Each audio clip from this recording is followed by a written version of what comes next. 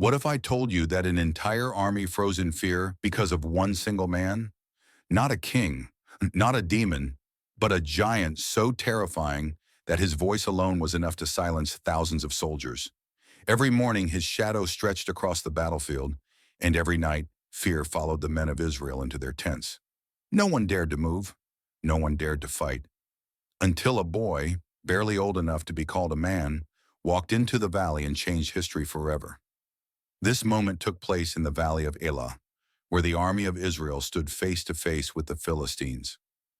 Day after day, Goliath stepped forward, a warrior of massive size, covered in bronze armor, carrying weapons heavier than most men could lift. His challenge was simple and cruel. Send one man to fight me. If I win, you serve us. If he wins, we will serve you. But no one answered. Not the soldiers, not the commanders, not even King Saul. Fear had conquered them before the battle even began. Then unexpectedly, David arrived. He was not sent to fight. He was sent to deliver bread and cheese to his brothers, a shepherd forgotten by the battlefield, more familiar with sheep than swords. But when David heard the giant mocking Israel and defying the name of God, something burned inside him. While everyone else saw a terrifying enemy, David saw something else entirely. He saw a challenge against the living God. David began asking questions that no one else dared to ask. Who is this Philistine that he should defy the armies of the Lord? His words spread quickly through the camp, reaching the ears of King Saul.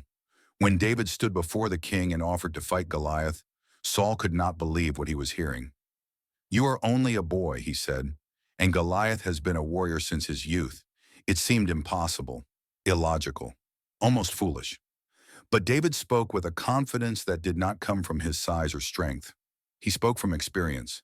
He told Saul about the days he spent alone in the fields, protecting his sheep, about the lion that attacked and the bear that came after him, about how God gave him victory every time. The same God, David said, who delivered me from their claws will deliver me from this giant. This was not arrogance.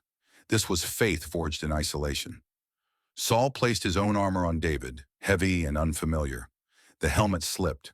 The weight slowed him down. David tried to walk, but he couldn't, so he removed it. He chose not a sword or a spear, but 5 smooth stones from a stream in a simple sling. He stepped onto the battlefield carrying nothing the world would call powerful, yet carrying everything heaven required.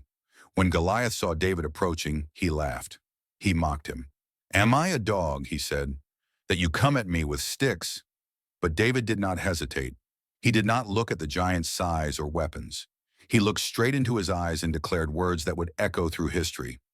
"You come to me with sword and spear, but I come to you in the name of the Lord Almighty.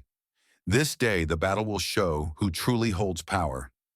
David ran toward the giant. One stone, one moment, one act of faith. The sling spun through the air, and the stone struck Goliath in the forehead. The giant fell face first to the ground. Silence filled the valley. The impossible had just happened. A shepherd had defeated a warrior.